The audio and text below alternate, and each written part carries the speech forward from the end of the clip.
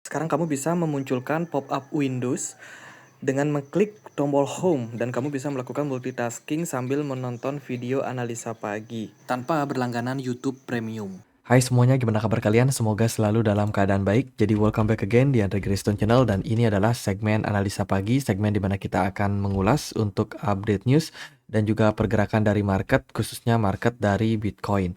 Teman-teman, hari ini kita berada di penghujung bulan Februari ya. Jadi tanggal 28 Februari 2025, kondisi dari market saat ini masih cenderung negatif.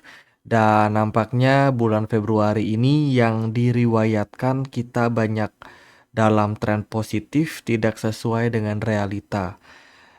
Bulan Februari Bitcoin telah drop 17% sejauh ini dan besok tanggal 1 Maret kita akan dapat closing monthly time frame yang mana akan sangat menentukan kemana pergerakan dari Bitcoin ke depannya.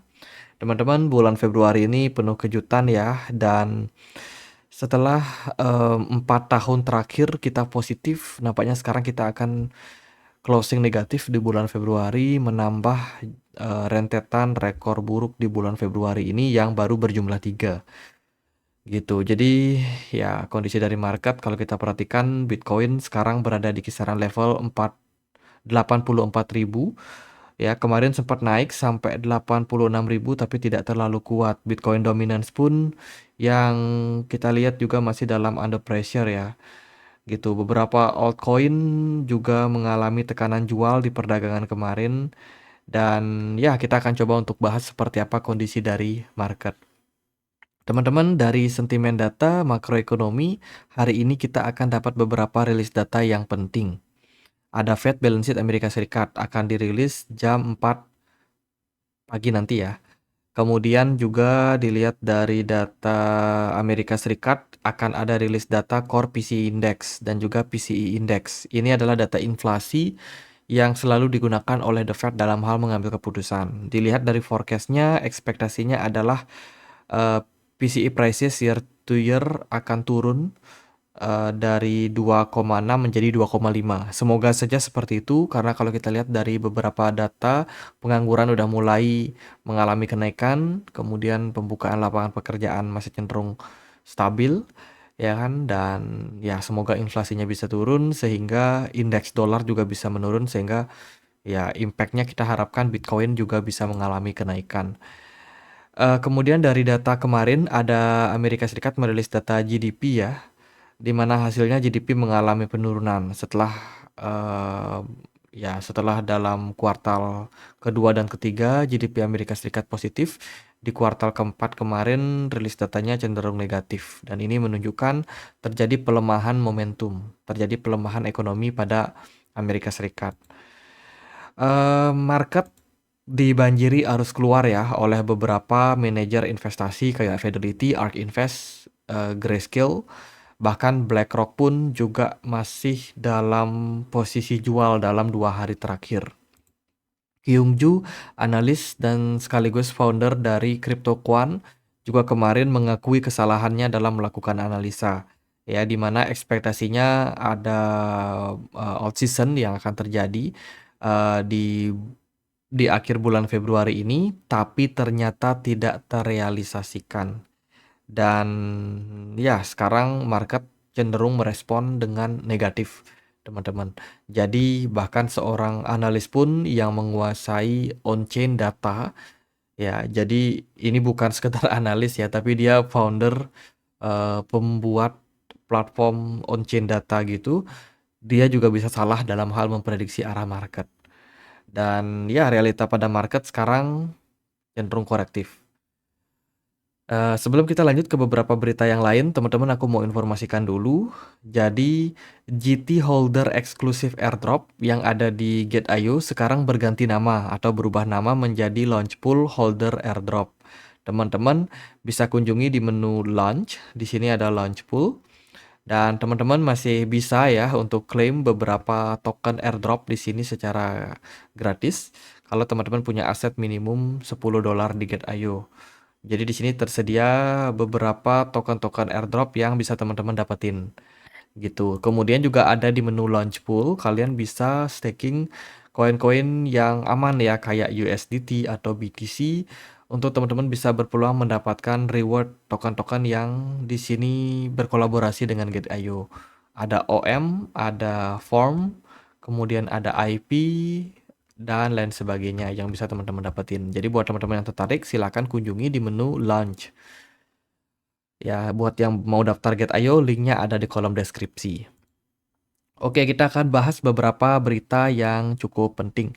BlackRock kemarin transfer sekitar 1.800 Bitcoin ke Coinbase. Ini merupakan sinyal jual di mana IBIT IBIT Bitcoin Trust yaitu dia mengalami arus keluar, teman-teman. Jadi ini berarti para retail yang invest di Bitcoin Spot ETF kemarin banyak yang jualan gitu. Dan kalau kita lihat dari data Soso Value memang benar arus keluarnya terus meningkat sejak 3 hari terakhir. Ini menunjukkan terjadi pelemahan ya, pelemahan dari sudut pandang holder, terutama holder dari Bitcoin Spot ETF. Itu juga terjadi pada Ethereum, yang mana Ethereum juga kemarin mengalami arus keluar yang meningkat. Jadi sentimen negatif memang untuk pasar. Kemudian dari berita yang lain, Texas Senate kemarin meloloskan Bitcoin Strategic Reserve Bill. Jadi ini adalah rancangan undang-undang untuk mengakuisisi Bitcoin ya sebagai strategic reserve-nya Amerika Serikat di periode 5 tahun ke depannya. Dan ya kita lihat dalam beberapa hari terakhir kemungkinan bakalan banyak nih data-data yang menyangkut tentang Bitcoin Strategic Reserve ini. Ini akan menjadi penentu kemana arah pergerakan Bitcoin juga secara long term. Lalu ada massive liquidity ya yang terjadi pada market dan ini selaras dengan apa yang terjadi di penghujung bull run di tahun 2021 kemarin gitu. Jadi sudah mirip arus keluarnya yang terjadi hari ini atau beberapa hari terakhir dengan yang terjadi ketika awal bear market 2021. Ini menunjukkan kita sedang berada dalam awal siklus penurunan, guys. Jadi ya, ini mungkin sebuah indikasi, ya indikasi kalau kondisi dari pasar ya kemungkinan masih akan lanjut dalam fase penurunan. Jadi tetap hati-hati. Dari kebijakan makroekonomi, Donald Trump bakalan mulai memberlakukan tarif pajaknya di 4 Maret ya kepada Meksiko, kepada Kanada yaitu kenaikan sampai 25% tarif pajak untuk otomotif dan juga untuk beberapa bahan yang lain. Kemudian juga dari Cina akan ditetapkan 10% kenaikannya. Uni Eropa juga sudah digadang-gadang akan diberikan tarif sampai 25%. Dan ini tentu saja akan membuat perekonomian cenderung lebih slow ya secara pergerakan. Lalu dari data CoinGlass ya, dari data CoinGlass kemarin ada liquidation yang terjadi selama 24 jam terakhir kembali para trader di market futures kembali mendapatkan arus keluar impact dari liquidity gitu. Jadi ya kondisi dari market belum stabil. Kemarin yang kena liquid dari posisi long sampai 286 juta, sementara yang kena likuidasi dari posisi short adalah 122 juta. Jadi ini cukup besar, guys. Oke, kemudian dari berita yang lain datang dari SEC yang dikabarkan meminta agar kasus dari Justin Sun dan juga Tron ini ditunda. Ini ditunda untuk penyelesaiannya. Oke, ini menarik sih karena ada suratnya, teman-teman. Semoga aja cepat clear ya, karena Justin Sun kemarin juga kena kasus impact dari securities. Sebagai aset Tron dan juga BitTorrent, ya kan, koin ciptaan dari Justin Sun ini yang dianggap sekuritas oleh SEC.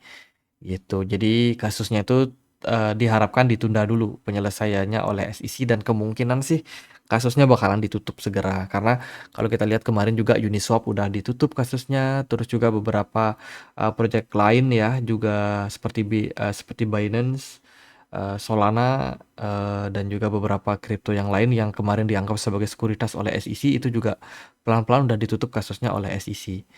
Nah, kemudian dari berita yang lain, ini datang dari Cameron Winklevoss ya. Ini adalah foundernya Gemini, di mana pada hari Senin lalu SEC memberitahu penasehat litigasi kami, ya, litigasinya Gemini, bahwa telah menutup penyelidikan terhadap Gemini dan tidak akan melakukan tindakan penegakan hukum. Nah, ini teman-teman SEC sekarang sudah kehilangan taringnya ya, di mana banyak sekali proyek-proyek yang sempat kena kasus waktu pemerintahan dari Gary Gensler sekarang pelan-pelan sudah ditutup.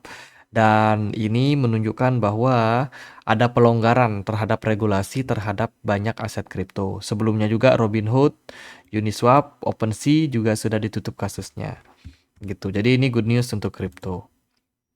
Kemudian terkait dengan hackernya Bybit, dari FBI ya, FBI sudah memberikan surat resmi di mana total kerugiannya itu mencapai 1,5 miliar US dollar untuk Bybit, dan sekarang kita semua nih dihimbau untuk tidak melakukan aktivitas di beberapa address wallet yang tertulis di sini. Ada banyak sekali ya, ada puluhan teman-teman. Jadi diminta tidak melakukan aktivitas bersama dengan wallet-wallet ini, takutnya nanti kalian kena kasus dengan FBI.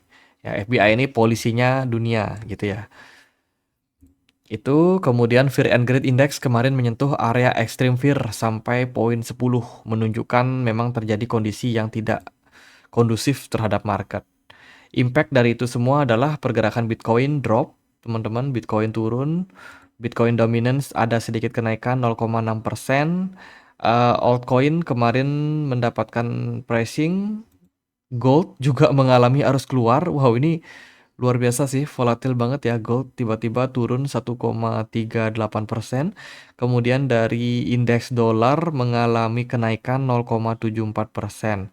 S&P 500, kripto, dan kawan-kawan semuanya pada koreksi, berdarah parah ya.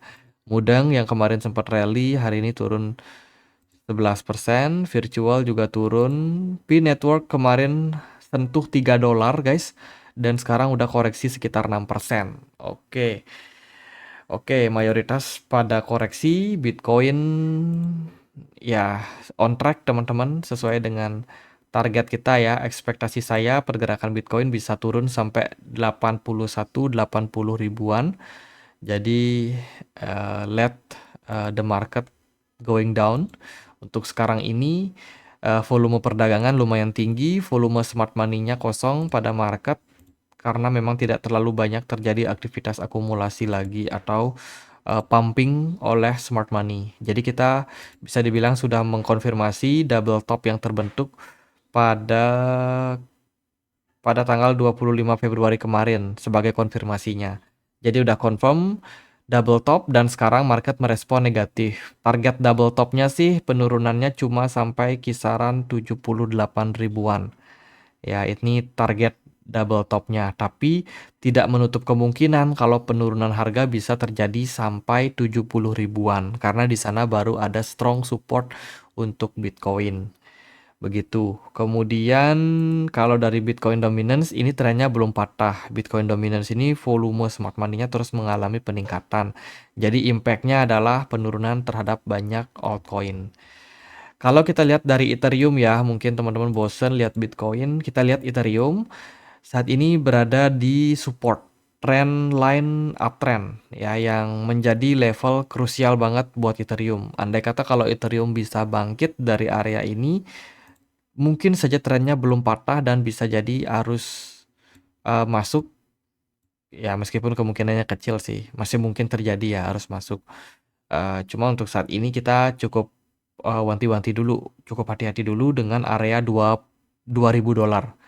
2.000 dolar ini merupakan area support penting untuk Ethereum. Kalau Ethereum gagal mempertahankan area tersebut, bisa jadi harganya akan semakin terkoreksi turun. Solana juga masih dalam under pressure, potensial untuk masih bisa koreksi ke 117 dolar masih terbuka. XRP juga pelan-pelan, hati-hati, ini ada potensial head and shoulders tercipta pada XRP. Bisa jadi udah mulai masuk ke fase penurunan lanjutan. Litecoin juga kemarin cukup strong ya pergerakannya, bertahan di kisaran $128, sekarang udah koreksi kembali ke $123. Dogecoin juga sama, trennya bearish. Ini meme token memang agak sedikit lebih kelihatan ya secara tren. Kemudian Cardano juga masih dalam cycles bearish, teman-teman. Terbentuk yang namanya higher low baru. Lalu Tron so far so strong, masih kuat. WLD agak sedikit lawan arus, tapi secara tren ini udah turun ya WLD. BNB juga mengalami penurunan.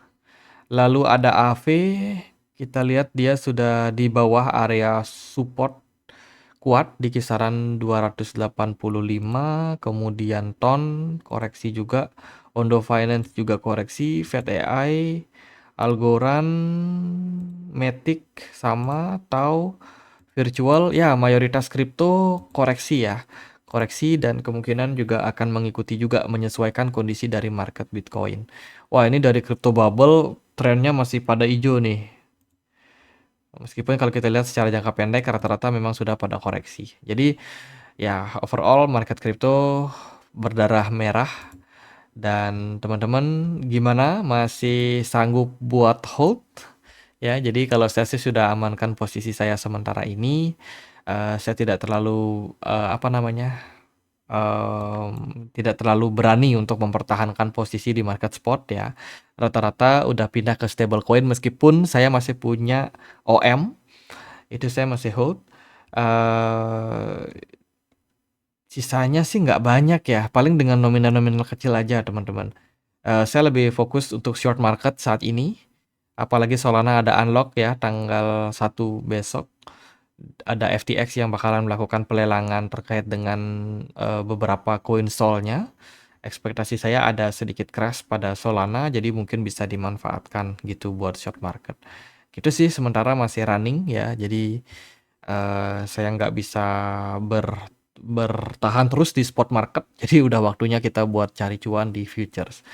Oke gitu aja buat pembahasan kali ini, semoga videonya bisa bermanfaat. Kalau teman-teman ada pertanyaan lain, ada koin lain buat dibahas, bisa banget tulis di kolom komentar channel YouTube ini. Dan kita juga punya komunitas di Telegram ya. Oh iya, kemarin kita dapat outstanding builder untuk monthly Jihaners builder dari Get.io. Teman-teman kita bisa ngasih kalian berupa voucher ya. Sorry, trading fee rebate voucher. Ya, ini sebesar $5. Kalian bisa dapetin. Caranya gimana? Caranya tinggal cantumkan aja user ID teman-teman di kolom komentar channel YouTube ini. Jadi user ID-nya Get.io ya. Nanti kita akan catat dan kita akan kasih kalian vouchernya gitu. Jadi buat yang tertarik ya bisa tulis di kolom komen. Sekian aja akhir kata saya Andre. Makasih.